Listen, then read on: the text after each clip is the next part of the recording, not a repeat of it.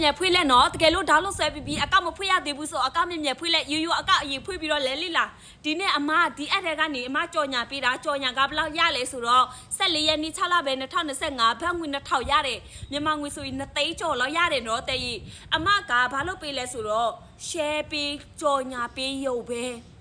ပြည့်စီလိုက်ပို့စရာလိုလားမလိုဘူးအခန်းထဲမှာပြည့်စည်စတော့ဆရာလို့လားမလို့ဘူးဒီ software ကိုဖောက်တဲ့တွေကဒေါင်းလို့ဆွဲတဲ့သူရှိရဆိုရင်အမားတို့ကတစ်ဖက်တစ်လမ်းမျိုးဒေါင်းလို့ဆွဲတဲ့သူရှိအောင်ကြော်ညာပေးတာပဲပြည့်စည်လိုက်မပို့ရတာအမကြိုက်တယ်အပြည့်ထွက်ဆရာမလို့ဖုန်းရှိကိုလည်းလှုပ်လို့ရတယ်ဘယ်နေရာမှာနေလှုပ်လို့ရတယ်ကိုစားလှုပ်တာအလုပ်စင်မပြေဘူးအိမ်မှာခလေးထင်းနေတဲ့ဘာအလုံးမမရှိဘူး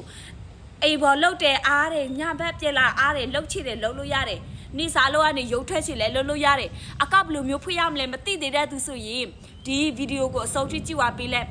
ဘယ်လိုမျိုးဖွေးရမလဲဆိုတော့အမတည်ထားပေးတယ်ဖွေးတဲ့နေတကယ်လို့ဖွေးလို့မတတ်ဘူးဆိုမစကြချက်ပေါက်လာပေး